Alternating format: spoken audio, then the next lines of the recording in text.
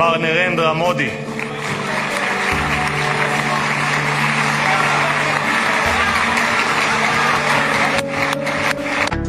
Israel is their fatherland and India their motherland. നല്ല പ്രയോഗം അല്ലേ? അതായത് നമ്മൾ അമ്മൻ്റെ ലാൻഡും ഇസ്രായേൽ അച്ഛൻ്റെ ലാൻഡും ആണെന്നാണ് പറഞ്ഞത്. ഇസ്രായേൽ അച്ഛനും നമ്മൾ അമ്മയാണെന്നാണ് പറഞ്ഞത്. ഇനി എന്നാണോ അച്ഛന് വന്നിട്ട് അമ്മനെ നാലെല്ലാം കിട്ടിക്കാൻ തോന്നുക എന്നുള്ളത് മാത്രം നമ്മൾ നോക്കി നിന്നാൽ മതി. കാരണം പണ്ട് ട്രംപ് വലിയേട്ടനും നമ്മൾ ചെറിയേട്ടനും ഇരുന്നു. അങ്ങനെ നടന്ന് അവസാനം വലിയേട്ടൻ കുഞ്ഞനജൻ്റെ ചന്തിക്കിട്ട് അടി അടിച്ചതിൻ്റെ എഫക്റ്റ് ഇതുവരെ മാറിയിട്ടില്ല. ഇപ്പോഴും ആ പറഞ്ഞ വലിയേട്ടൻ്റെ കാലും നക്കി നമ്മൾ നടന്നുകൊണ്ടിരിക്കുന്ന അതേ സ്ഥാനത്ത് ഇനി എന്നാണാവോ അച്ഛൻ അമ്മനൊന്ന് വന്ന് തല്ലാൻ തോന്നുക? അങ്ങനെ വന്നു കഴിഞ്ഞാൽ ഇസ്രായേൽ വന്ന് തല്ലുന്ന സമയത്ത് ആരാണാവോ പിടിച്ചു വെക്കാനെന്നൊക്കെ വടച്ച തമ്പുരാൻ അറിയാം. ഏതാണെങ്കിലും വല്ലാത്തൊരവസ്ഥ. ഇനി ഈ അച്ഛനും അമ്മക്കും കൊണ്ടായ മക്കളെ നമ്മൾ എന്ത് വിളിക്കും? വേറെ വല്ല ലാൻഡിൽ നിന്ന് വിളിക്കേണ്ടി വരും. ഏതാണെങ്കിലും നമുക്ക് നയതന്ത്രം പ്രത്യേകിച്ച് സംസാരിക്കാനൊന്നുമില്ല. അതായത് ഡിപ്ലോമസിനെ പറ്റി വല്ലാതെ നമുക്ക് സംസാരിക്കാനില്ലെങ്കിൽ പിന്നെ ഇങ്ങനത്തെ കുറച്ച് ജുംല പരിപാടികൾ നമ്മൾ എല്ലായിടത്തും പോയി കാണിക്കാറുണ്ട്. പണ്ട് AI എന്ന് പറഞ്ഞാൽ എന്താണ്? A four America, I for India. അതെ, A four America, I for India എന്ന് പറഞ്ഞ് നടന്നിട്ട് അവസാനം AI സമ്മിറ്റിലും നമുക്ക് 8ന്റെ പണി കിട്ടി. അങ്ങനെ നമ്മൾ പറഞ്ഞതൊക്കെ, നമ്മൾ പണ്ട് ജുംല പറഞ്ഞതൊക്കെ കർമ്മയായിട്ട് തിരിച്ചു വന്ന് നമ്മുടെ മണ്ടക്ക് തന്നെ തേങ്ങ വീകുന്ന പോലെ വീണുകൊണ്ടിരുന്ന് തല മുഴച്ചിരിക്കുന്ന ഒരു അവസ്ഥയിലാണ് നമ്മുടെ ഇന്ത്യയുടെ വിശ്വഗുരുവിൻ്റെ നാട്ടിലെ സകല ഗോതി മീഡിയയും സകല സംഘാടകരും ഇതൊക്കെ അവിടെ നിൽക്കുന്ന സമയത്ത് ഏതാണെങ്കിലും നമ്മൾ എന്തൊക്കെ വലിയ കാര്യങ്ങളാണ് കാണുന്നതിലെ വിശ്വം ഇങ്ങനെ വിശ്വം വമിച്ചുകൊണ്ടിരിക്കുകയല്ലേ? അല്ല, അങ്ങനെയല്ല, എന്തേലും പറയല് എന്താ പോട്ടെ, അതൊക്കെ നമുക്ക് അത്ര അങ്ങോട്ട് സാഹിത്യം വേണ്ട. ഏതായാലും വിശ്വത്തിൽ ഇങ്ങനെ വിജൃംഭിച്ചുകൊണ്ടിരിക്കുന്ന സമയത്താണ് നമ്മുടെ ഇസ്രായേലിന്റെ നെസറ്റിലോട്ട് മോദിജി ഇങ്ങനെ കയറി വരുന്ന സമയത്ത് ആരാണ് മദർലാൻഡ് കയറി വരുമ്പം അച്ഛൻ ലാൻഡിന്റെ, അതായത് ഫാദർ ലാൻഡിന്റെ, എനിക്ക് തോന്നുന്നത് അച്ഛന്റെ പെങ്ങന്മാരും നാത്തുമാരും ബാക്കിയുള്ള അമ്മായിമാരും ഒക്കെ ഉണ്ട്. ആ നെസറ്റിൽ നിന്ന് ഒറ്റ ഇറക്കിയ ഒരു പോക്ക. Mar Narendra Modi.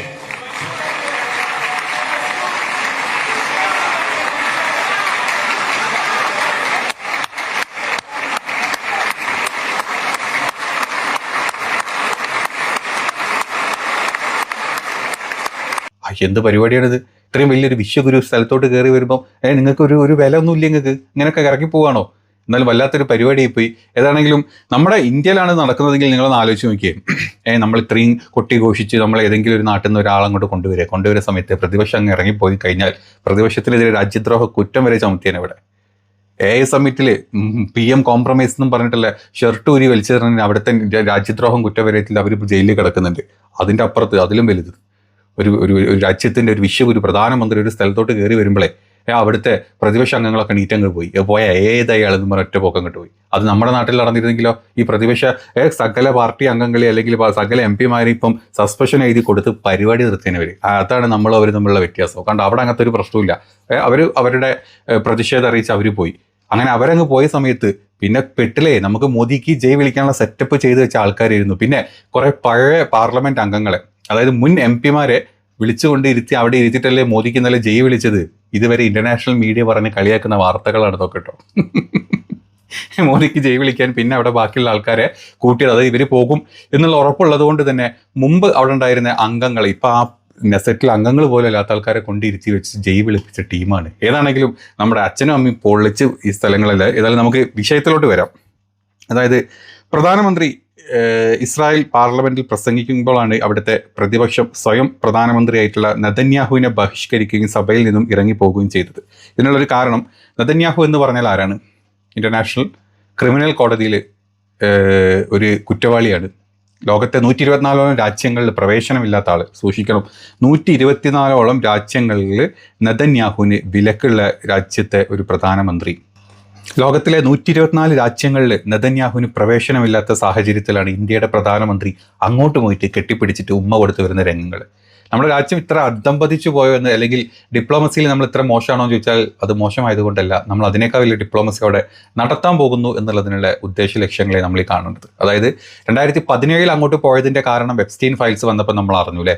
മോദിജിനെ എപ്സ്റ്റീൻ കാണുന്നതും, അല്ലെങ്കിൽ മോദിജി എപ്സ്റ്റീൻ പറഞ്ഞത് കേട്ടിട്ട് ട്രംപിനെ സുഖിപ്പിക്കാനായിരുന്നു അന്ന് ഇസ്രായേലിലോട്ട് പോയി ആടിപ്പാടി ഉല്ലസിച്ച് നമ്മൾ അവിടെ തിരിച്ചു വന്നതും അതിൻ്റെ ഗുണം ഈ പറഞ്ഞ ആൾക്കാർക്കൊക്കെ അന്ന് കിട്ടി എന്നുള്ളത് പച്ചക്ക് പറഞ്ഞതാണ്. അതിനുശേഷമായിരുന്നു അദാനിയുടെ പല ആയുധ കരാറുകളും നമ്മൾ കണ്ടതും, അതല്ലാത്ത വേറെ ജുംല പരിപാടികൾ നമ്മൾ കണ്ടതും. അതിനുശേഷം മോദിജി വീണ്ടും ഇത്രയും സന്നാഹമായിട്ട് നിൽക്കുന്ന ഒരു യുദ്ധ സാഹചര്യമുള്ള ഒരു നാട്ടിലോട്ട്, എപ്പം വേണമെങ്കിലും ഒരു യുദ്ധം വരാം എന്ന് വിചാരിക്കുന്ന നാട്ടിലോട്ട്, ആ നാടിൻ്റെ യുദ്ധം ചെയ്യാൻ നിൽക്കുന്ന രാജ്യം നമ്മുടെ അല്ലെങ്കിൽ നമ്മളെ സപ്പോർട്ട് ചെയ്യുന്ന ആളുകളാണെന്ന് അറിഞ്ഞുകൊണ്ട് ഈ പറഞ്ഞ രാജ്യം 70,000 ആളുകളെ കൊന്നിരിക്കുന്ന ഒരു സമയത്ത് ആ കൊല്ലുന്നതിൻ്റെ എല്ലാം ചുക്കാൻ പിടിച്ചിട്ടുള്ള ഒരു പ്രധാനമന്ത്രിയുടെ രാജ്യത്തോട്ട് നമ്മുടെ ചക്കക്കുരു അങ്ങോട്ട് പോയി ഓടി കെട്ടിപ്പിടിച്ചിട്ടുണ്ടെങ്കിൽ എന്തിനോ പേടിക്കുന്നുണ്ട്. ആ പേടി അല്ലെങ്കിൽ ആ പേടിയുടെ കൂടെ വേറെ ആർക്കൊക്കെ എന്തൊക്കെ മറ്റ് പാലം വലിക്കാൻ വേണ്ടിയിട്ടായിരുന്നു നമ്മുടെ ഈ ഒരു ഹംസം അങ്ങോട്ട് ഓടി ചെന്നിട്ടുള്ളത്. കാരണം നമ്മുടെ ഹംസമാണ് ഇയാൾ അങ്ങോട്ടും ഇങ്ങോട്ടും പോയി വരുമ്പോൾ ഗുണം ഉണ്ടാകുന്നത് രാജ്യത്തിനോ ബാക്കിയുള്ളവർക്ക് രാജ്യത്തെ വെറും 1% താഴെ വരുന്ന കുറച്ച് മുതലാളിമാർക്ക് മാത്രമാണ്. അതിൻ്റെ GDPയുടെ കാഴ്ചകളാണ് നമ്മൾ ഈ കണ്ടുകൊണ്ടിരിക്കുന്നത്. ഏതായാലും അവിടെ പോയത് ഈ അവസ്ഥയിലാണ് നമ്മുടെ പ്രധാനമന്ത്രി. ഇനി അവിടെ പോയതൊക്കെ നിൽക്കട്ടെ, പോയിട്ടുണ്ടെങ്കിൽ നമ്മൾ എല്ലാവരും നമ്മുടെ ഗോദി മീഡിയ ഏറ്റവും കൂടുതൽ കൊട്ടിഘോഷിക്കുന്ന മറ്റൊരു കാര്യം എന്ന് പറഞ്ഞു കഴിഞ്ഞാൽ മോദിജിക്ക് അവിടുന്ന് കിട്ടിയിട്ടുള്ള മെഡൽ ഓഫ് നെസറ്റ് എന്ന് പറഞ്ഞിട്ടുള്ള ഒരു മെഡലാണ്. ലോകത്ത് ആർക്കും കിട്ടാത്ത, മോദിജിക്ക് മാത്രം കിട്ടിയിട്ടുള്ള ഒരു വലിയ ഇസ്രായേലിൻ്റെ സമ്മാനം, അവാർഡ് എന്നും പറഞ്ഞിട്ടാണ് നമ്മുടെ സകല ഗോദി മീഡിയകളും നമ്മുടെ നാട്ടിലെ നമ്മുടെ മലം ചാനലുകളിലും ഒക്കെ ഇതിനെ കാണിച്ചുകൊണ്ടിരിക്കുന്നത്. സത്യത്തിൽ ഈ മെഡൽ ഓഫ് നെസറ്റ് എന്താണ് എന്നുള്ളതായിരുന്നു ഞാൻ ആലോചിച്ചത്. അങ്ങനെ ഞാൻ ഈ മെഡൽ ഓഫ് നെസറ്റ് തപ്പിപ്പോയി. മെഡൽ ഓഫ് നെസറ്റ് വെറുതെ എന്ത് നമ്മൾ ചോദിച്ചു കഴിഞ്ഞാൽ തരുന്നൊരു സാധനം വിക്കിപീഡിയയാണ്. അതിൻ്റെ ആധികാരികത 99% ഓക്കെയാണ്. അങ്ങനെ ഞാൻ വെറുതെ ഒന്ന് ഈ നെസറ്റ് എന്താണ് മെഡൽ ഓഫ് നെസറ്റ് അടിച്ച സമയത്ത് വിക്കിപീഡിയ എന്നെ ഞെട്ടിച്ചു കളഞ്ഞു, മക്കളെ ഞെട്ടിച്ചു കളഞ്ഞു. അതായത് വിക്കിപീഡിയ പോലും കഴിഞ്ഞ 2 മണിക്കൂർ മുമ്പ് മാത്രം ഉണ്ടാക്കിയിട്ടുള്ള ഒരു മെഡൽ ഡീറ്റെയിൽസ് വെറുതെ 2 മണിക്കൂർ മുമ്പ് അപ്ഡേറ്റഡോ. അപ്പം എന്താണ് മോദിജിക്ക് കിട്ടിയത് അപ്ഡേറ്റ് ചെയ്താണോ എന്ന് നോക്കി നമ്മളൊന്ന് വെറുതെ ഓപ്പൺ ചെയ്തപ്പോഴാണ് മോദിജിനെ പറ്റിക്കാൻ ഉണ്ടാക്കിയിട്ടുള്ള ഒരു കളി മെഡൽ മാത്രമായിരുന്നു അത്. സത്യം. അതായത് ആദ്യമായിട്ട് ഈ മെഡൽ ഉണ്ടാക്കുന്നത് 2026 ഫെബ്രുവരി 25 മോദിജി അവിടെ ചെന്നെന്നാണ് ഇങ്ങനെ ഒരു മെഡൽ അവർ ഉണ്ടാക്കുന്നത്. ആ കിട്ടിയ ആൾ, ലോകത്ത് കിട്ടിയ ഒരേ ഒരാളുള്ളൂ മോദിജി. മോദിജിക്ക് മാത്രമേ ഇത് കൊടുത്തിട്ടുള്ളൂ. അവിടുത്തെ പല പരമോന്നത ഹോണേഴ്സ് അവിടെ ഉണ്ട് കേട്ടോ.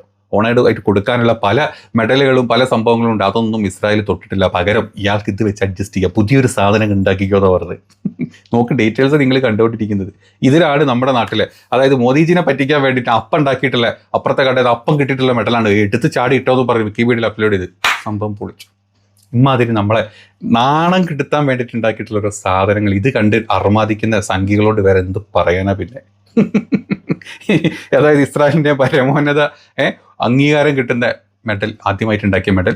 ഏതാണെങ്കിലും ഇന്ന് നമ്മളത് പറഞ്ഞ് ഈ പാവത്തിന് എങ്ങനെ ഇതാക്കുന്നില്ല. നമുക്കെല്ലാവർക്കും അറിയാലേ, പലസ്തീൻ ഗസ വിഷയങ്ങൾ അവിടെ നടക്കുന്നുണ്ട്. ഇറാൻ യുദ്ധത്തിൻ്റെ പശ്ചാത്തലം അവിടെ ഉണ്ട്. ഇതിൻ്റെ ഒക്കെ ഇടയിലാണ് നമ്മുടെ ഈ മോദിജിയുടെ ഈ ആക്ടിങ്, ഈ ഫോട്ടോഷോട്ട് രംഗങ്ങൾ നമ്മൾ കണ്ടുകൊണ്ടിരിക്കുന്നത്. ഇനി മോദിജി അങ്ങോട്ട് പോയത് എന്തിനായിരിക്കും നിങ്ങൾ ചിന്തിച്ചിട്ടുണ്ടോ? ബാക്കി എഫ്സ്റ്റീനും ബാക്കി കാര്യങ്ങളൊക്കെ അവിടെ നിൽക്കട്ടെ. മോദിജി ഇത്ര ധൃതിപ്പെട്ട് അങ്ങോട്ട് പോയിട്ടുണ്ടെങ്കിൽ അതിൽ വേറെ പല കാര്യങ്ങളും ഉണ്ട്. നമുക്കൊന്ന് അതിൻ്റെ ഉള്ളിലോട്ടൊന്ന് ഇറങ്ങിച്ചെല്ലാം.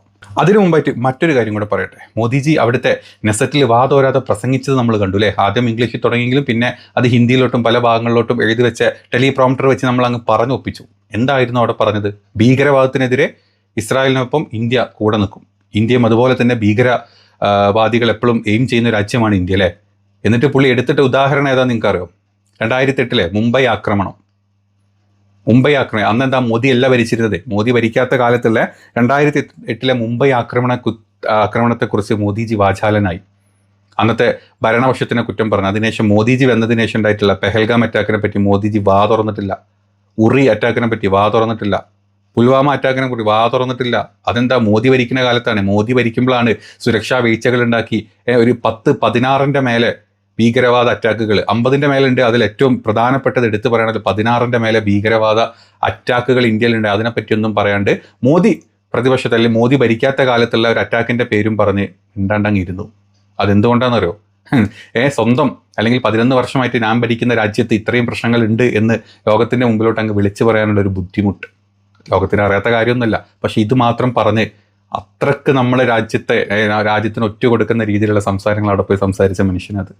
രാജ്യത്ത് നടക്കുന്ന കാര്യങ്ങൾ അല്ലെങ്കിൽ 11 വർഷമായിട്ട് രാജ്യത്ത് നടക്കുന്ന കാര്യങ്ങളെ പറ്റി മറച്ചു വെച്ച് ഞാൻ വരുന്നതിൻ്റെ മുമ്പ് ഇങ്ങനെയൊക്കെ ആയിരുന്നു, പക്ഷേ ഇപ്പം അങ്ങനെയല്ല, ഞാൻ ഭീകരവാദത്തിന് എതിർക്കുന്നുണ്ട്.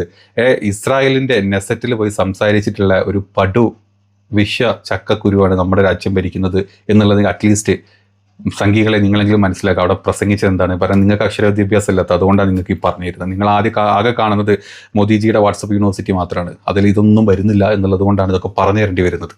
ഇനി അതൊന്നും മാത്രമല്ല, ഓപ്പറേഷൻ സിന്ദൂരിനെ പറ്റിയും മോദിജി അവിടെ ഒരു അക്ഷരം മിണ്ടിയില്ല. അതെന്താണ്? മോദിജിയുടെ ഭരണ നേട്ടമായിട്ടല്ലേ നമ്മൾ രാജ്യത്ത് വിചാരിക്കുന്നത്? മോദിജിയല്ലേ പട്ടാള കുപ്പായത്തിലിട്ടിട്ട് ഈ പറഞ്ഞ ഫ്ലക്സ് പോസ്റ്റുകളൊക്കെ നമ്മൾ കണ്ടുകൊണ്ടിരിക്കുന്നത്?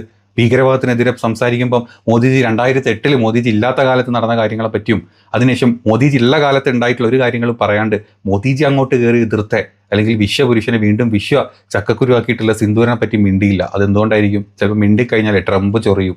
കാരണം ട്രംപ് കഴിഞ്ഞ കുറച്ച് ദിവസങ്ങളായിട്ട് വീണ്ടും തുടങ്ങിയിട്ടുണ്ട് ചൊറിയാൻ. ഓപ്പറേഷൻ സിന്ദൂരിനെ പറ്റിയും അത് നിർത്തിയതിനെ പറ്റിയും അതിൽ ഇന്ത്യയുടെ പോയ ഫ്ലൈറ്റുകളെ പറ്റിയൊക്കെ മോദിജിനോട് കുറച്ച് ദിവസങ്ങളായിട്ട് ട്രംപ് ചൊറിയുന്നുണ്ട്. ഇനി ഇസ്രായേലിൽ പോയിട്ട് അവിടെ പോയി നെസറ്റിൽ ഇത് പറഞ്ഞു കഴിഞ്ഞാൽ അയാൾ നാളെ വേറെ വല്ലതും പറഞ്ഞു കഴിഞ്ഞാൽ വീണ്ടും നാണക്കേടാന്നുള്ള തോന്നലുകൊണ്ടായിരിക്കാം മോദിജി തുറന്നിട്ടില്ല അതിനെപ്പറ്റി. അവിടെ നിങ്ങൾ നോട്ട് ചെയ്യേണ്ട ഒരു പോയിന്റ് അതാണ്. ഇനി ഇതൊക്കെ അല്ലാണ്ട് ഇത്രയും ധൃതിപ്പെട്ട് മോദിജി അങ്ങോട്ട് പോയത് എന്തിനായിരിക്കും നമുക്ക് നോക്കല്ലേ. ഇസ്രായേലിൻ്റെ കയ്യിൽ നിന്ന് ആയുധം വാങ്ങുന്നതിലെ ഏറ്റവും വലിയ ഒരു അലയാണ് ഇന്ത്യ. അതായത് ഇന്ത്യ വാങ്ങിക്കുന്ന ആയുധങ്ങളുടെ 34% നമ്മൾ ഇസ്രായേലിൻ്റെ കയ്യിൽ നിന്നാണ് വാങ്ങിക്കുന്നത്. ഇതൊക്കെ 2017 ശേഷം വന്നിട്ടുള്ള ചില പ്രത്യേക പ്രൊജക്റ്റുകളാണ് കേട്ടോ. അതായത് 2020-24 കാലഘട്ടത്തിൽ മാത്രം ഇന്ത്യ ഇസ്രായേലിന് 34% ഇന്ത്യയിലേക്കുള്ള ആയുധങ്ങൾ എടുത്തിട്ടുള്ളത്. അതിൻ്റെ മറ്റ് ഭാഗങ്ങൾ നമ്മൾ എടുത്തു കഴിഞ്ഞാൽ പ്രതിരോധ മേഖലയിൽ റഷ്യ, അത് കഴിഞ്ഞാൽ ഫ്രാൻസ്, അത് കഴിഞ്ഞാൽ ഇന്ത്യയുടെ മൂന്നാമത്തെ ഏറ്റവും വലിയ അലയാണ് ഇസ്രായേൽ. അതായത് നമ്മൾ ആയുധ കച്ചവടം ചെയ്യുന്നത് കഴിഞ്ഞ 5 വർഷത്തിനിടയിൽ മാത്രമുള്ള കാര്യം നമ്മൾ പറയുന്നത്. അപ്പം നിങ്ങളൊരു കാര്യം ആലോചിക്കണം, ഇതിൽ എന്തുകൊണ്ട് നമ്മൾ ഇത്രയും കാര്യങ്ങൾ ചെയ്യുന്നു? ഈ കഴിഞ്ഞ 5 വർഷത്തിൻ്റെ ഇടയ്ക്ക് എന്തുകൊണ്ടാണ് നമ്മൾ ഇത്രയും വാങ്ങിച്ചത്? ഇതിൻ്റെ പങ്കാളി നമ്മുടെ ഇടനിലക്കാരൻ ആരാണെന്ന് നിങ്ങൾക്കറിയോ? അദാനി ഗ്രൂപ്പാണ്. അതായത് അദാനി ഗ്രൂപ്പിൻ്റെ പല ഡിഫൻസ് ഡീലുകളുമാണ് അദാനി ഗ്രൂപ്പ് ഈ പറഞ്ഞ പല നമ്മുടെ മോദിജി ത്രൂ ചെയ്തുകൊണ്ടിരിക്കുന്നത്. ഹൈദരാബാദിലുള്ള ഹെർമിസ് ഡ്രോണുകൾ നിർമ്മിക്കുന്നതും ഇസ്രായേലിലെ സുപ്രധാനമായിട്ടുള്ള തുറമുഖമായിട്ടുള്ള ഹൈഫ പോർട്ടിൻ്റെ നിയന്ത്രണം ഏറ്റെടുത്തുകൊണ്ടിരിക്കുന്നതും അത് അദാനിയാണ്. അപ്പോൾ തന്നെ നിങ്ങൾക്ക് മനസ്സിലാവും മോദിജി അങ്ങോട്ട് പോകാനുള്ള മെയിൻ കാരണങ്ങൾ എന്തൊക്കെയാണ്. കാരണം അമേരിക്കയായിട്ട് ഓൾറെഡി തെറ്റി. അമേരിക്കയിൽ ഈ പറഞ്ഞ അദാനിക്കുള്ള കേസുകൾ അവിടെ നടക്കുന്നുണ്ട്. അമേരിക്കയായിട്ടുള്ള ഡീലുകളിലൊന്നും ഇനി അദാനിനെ കൊണ്ടൊന്നും ഇപ്പം ചെയ്യാൻ പറ്റുന്നില്ല എന്നുള്ള കാരണം കൊണ്ട് പുതിയ അല്ലെങ്കിൽ പുതിയ ആയുധ കരാറുകൾ ഒപ്പിടണമെങ്കിൽ അദാനിനെയും കൊണ്ട് നടന്നേ പറ്റൂ നമുക്ക്, അല്ലേ? അപ്പോൾ അദാനിനെ കൊണ്ട് നടക്കണമെങ്കിൽ ഇനിയിപ്പം ഏറ്റവും വലിയ ആയുധ കരാറുകൾ നമ്മൾ നടത്തുന്ന അങ്ങ് ഇസ്രായേലിൽ തന്നെ ആവട്ടെ. അടുത്ത പുതിയ ഏത് ഡീലുകളാണോ സൈൻ ചെയ്യുന്നത് നിങ്ങൾ കണ്ടോ വേണ്ടി. നമ്മളിപ്പോൾ പുതുതായിട്ട് സൈൻ ചെയ്യാൻ പോകുന്നു എന്ന് പറയുന്ന പ്രതിരോധ ഡീലുകളിൽ നിങ്ങൾ കണ്ടോ അതിൻ്റെ 99% അദാനി ഗ്രൂപ്പിനുള്ള സ്വന്തമായിരിക്കും. നമ്മുടെ മോദിജിയുടെ സ്വന്തം അദാനിക്കുള്ളതാണ് ഈ പറഞ്ഞതെല്ലാം. ഇനി ഇത് വെറും അദാനി ഗ്രൂപ്പിന് മാത്രം ഉണ്ടാക്കി കൊടുക്കുന്ന നമ്മുടെ ഡീലുകൾ മാത്രമാണോ എന്നുള്ളത് നമ്മൾ ചിന്തിക്കേണ്ടിയിരിക്കുന്നു. കഴിഞ്ഞ 2021-20 സമയങ്ങളിലാണ് പെഗാസ്കസിനെ പറ്റി നമ്മൾ കണ്ടിട്ടുണ്ട്, അല്ലേ? അതായത് ഒരു ഇസ്രായേലി ചാര സ്പൈ സോഫ്റ്റ്വെയർ ആയിട്ടുള്ള ഇത് ഇന്ത്യയിലെ ഏകദേശം 50,000-ഓളം ആളുകളാണ് ലോകത്തിൽ ഈ ഒരു സ്പൈ ഈ ഒരു മാൽവെയർ അവരുടെ ഒക്കെ ഫോണുകളിലും അല്ലെങ്കിൽ അവരുടെ പേഴ്സണൽ ഡിവൈസുകളിലും മൊസാദ് അല്ലെങ്കിൽ ഇസ്രായേൽ ഗ്രൂപ്പുകൾ അത് അവർ പോലും അറിയാണ്ട് അത് ചെയ്തിട്ടുള്ളത്, അതിലോട്ട് ഡൗൺലോഡ് ചെയ്ത് വെച്ചിട്ടുള്ളത്. അപ്പോൾ ഈ പെഗാസസ് ഇന്ത്യയിൽ ഏകദേശം 300-ഓളം ആളുകളുടെ ഡിവൈസുകളിലോട്ടായിരുന്നു അത് ഡിറ്റക്ട് ചെയ്തിട്ടുണ്ടായിരുന്നത്. അതിൽ ഇന്ത്യയുടെ പ്രതിപക്ഷ നേതാവടക്കം പ്രതിപക്ഷത്തുള്ള സകല മന്ത്രിമാരും, അത് മാത്രമല്ലാണ്ട് ഇന്ത്യയിലെ മറ്റ് പല സിവിൽ ഉദ്യോഗസ്ഥരുടെയും അതുപോലെ പ്രതിപക്ഷത്തിരിക്കുന്ന പല MP-മാരുടെയും MLA-മാരുടെയും മറ്റ് നമ്മുടെ ഈ ഭരണപക്ഷത്തിനോട് എതിരെ സംസാരിക്കുന്ന അതല്ലെങ്കിൽ ഭരണപക്ഷത്തിനെ എപ്പോഴെങ്കിലും വെട്ടിലാക്കും എന്ന് തോന്നുന്ന ഉദ്യോഗസ്ഥരുടെയും ഫോണിലായിരുന്നു ഈ പെഗാസസ് കണ്ടുപിടിച്ചിട്ടുണ്ടായിരുന്നത്. ഇത് ഇസ്രായേലിൻ്റെ ഒരു മാൽവെയർ ആണെന്ന് നമുക്ക് എല്ലാവർക്കും അറിയായിരുന്നു. ഇതിൻ്റെ പേരിൽ വലിയ രീതിയിലുള്ള കോലിളക്കം ഇന്ത്യയിൽ ഉണ്ടായെങ്കിലും അതിനെ നമ്മുടെ സർക്കാർ വളരെ നൈസായിട്ട് സുപ്രീം കോടതി ത്രൂ അതിനെ അടിച്ചമർത്തി അതിനെപ്പറ്റിയുള്ള സംസാരങ്ങൾ പോലും ഇല്ലാണ്ടാക്കി അതിൻ്റെ അന്വേഷണ റിപ്പോർട്ട് പോലും പുറത്തു വിടാത്ത രീതിയിലോട്ട് അതിനെ സപ്രസ് ചെയ്ത് വെച്ചിട്ടുണ്ട് നമ്മുടെ സർക്കാർ. അപ്പം ഇപ്പം നമ്മുടെ മോദിജിയുടെ ഒരു അവസ്ഥ ഇന്ത്യയിൽ നമുക്കറിയാം, അല്ലെങ്കിൽ ഇന്ത്യ ഭരിക്കുന്ന NDAയുടെ അവസ്ഥ നമുക്കറിയാം, അല്ലേ? മറ്റ് പല രീതിയിലും ഇന്ത്യ അല്ലെങ്കിൽ ഇന്ത്യനെ കട്ടുമുടിച്ചുകൊണ്ടിരിക്കുന്ന അല്ലെങ്കിൽ ഇന്ത്യയുടെ പരമോന്നത നമ്മുടെ ഡിപ്പാർട്ട്മെൻറ്റുകളെല്ലാം കട്ടുമുടിച്ചുകൊണ്ടിരിക്കുന്ന കൂട്ടത്തിൽ നമ്മുടെ തെരഞ്ഞെടുപ്പിനെ അവർ അട്ടിമറിച്ചുകൊണ്ടിരിക്കുന്ന സകല തെളിവുകളും രാഹുൽ ഗാന്ധി ഒന്നൊന്നായിട്ട് പുറത്തു വിട്ടുകൊണ്ടിരിക്കുമ്പോഴും അതിൽ പലതും പിടിക്കപ്പെടുമ്പോഴും അതിനെ വെല്ലുന്ന വല്ല പുതിയ മാൽവെയറുകളും കണ്ടുപിടിക്കാനാണോ നമ്മുടെ അങ്ങോട്ട് പോയത് എന്നുള്ളത് നമ്മളൊന്ന് സൂക്ഷിക്കേണ്ടിയിരിക്കുന്നു. 2 കാര്യങ്ങളാണ്. ഒന്ന്, ഈ പറഞ്ഞ എന്തോ ഒരു സ്പൈ വർക്ക് അതിൻ്റെ ഇടയിൽ കൂടെ നടക്കും. അതിൻ്റെ കൂടെ മറ്റൊന്നായിട്ട് കാണാൻ പറ്റും നമുക്ക് ഈ പറഞ്ഞ അദാനിക്ക് വേണ്ടിയിട്ടുള്ള ഡീലുകൾ സൈൻ ചെയ്യുക എന്നുള്ളതായിരുന്നു നമ്മുടെ മോദിജിയുടെ പ്രധാന സന്ദർശന ലക്ഷ്യം എന്നാണ് ഇതിൽ നിന്ന് മനസ്സിലാക്കുന്നത്. കാരണം അതല്ലാണ്ട് അവിടെ ഒന്നും നടന്നിട്ടില്ല. കുറച്ച് ഫോട്ടോഷൂട്ടുകളും കുറച്ച് ജുംല പ്രസംഗങ്ങളും മാത്രമാണ് ഇസ്രായേലിൽ നടന്നിട്ടുള്ളത്. അത് മനസ്സിലാക്കിയവർക്ക് അല്ലെങ്കിൽ അതിനെപ്പറ്റി ഒബ്സർവ് ചെയ്ത ആൾക്കാർക്ക് വ്യക്തമായിട്ട് മനസ്സിലാവും ഈ കാര്യങ്ങൾ. 2018 പലസ്തീൻ അവരുടെ ഏറ്റവും വലിയ പരമോന്നത മെഡൽ ഇതേ പറഞ്ഞ മോദിക്ക് കൊടുത്തിരുന്നത്. ആ ഒരു മെഡൽ വാങ്ങിയിട്ട് അവരെ ഇല്ലാണ്ടാക്കിയിട്ടുള്ള അതേ രാജ്യത്ത് പോയിട്ട് അവിടെ നിന്ന് ചോറും തിന്ന് വന്ന മോദി, നിങ്ങൾ യഥാർത്ഥത്തിൽ വിശ്വഗുരുവല്ല മോദി. നിങ്ങൾ യഥാർത്ഥത്തിൽ വിശ്വം എന്താണെന്നുള്ളത് നിങ്ങൾ ഈ പറഞ്ഞ കമൻറ്റിൽ എഴുതി നമുക്ക് നോക്കട്ടെ. സംഖ്യകളാണോ അതല്ലെങ്കിൽ ഇത് മനസ്സിലാക്കിയിട്ടുള്ള ആളുകളാണോ ഈ വീഡിയോ കണ്ടതെന്നും അവരുടെ അഭിപ്രായങ്ങളാണോ ഈ വീഡിയോയുടെ താഴത്ത് കമൻറ്റുകളായിട്ട് വന്നത് എന്നുള്ളതും നമുക്ക് നോക്കാം. അപ്പോൾ വീഡിയോ ഇഷ്ടപ്പെട്ട ആളുകൾ ലൈക്ക് ചെയ്യുക, ഷെയർ ചെയ്യുക, കമൻറ്റ് ചെയ്യുക. സബ്സ്ക്രൈബ് ചെയ്യാണ്ട് വീഡിയോ കാണുന്നവർ നമ്മുടെ ചാനൽ ഒന്ന് ഫ്രീ ആയിട്ട് സബ്സ്ക്രൈബ് ചെയ്തിട്ട് വെക്കുക.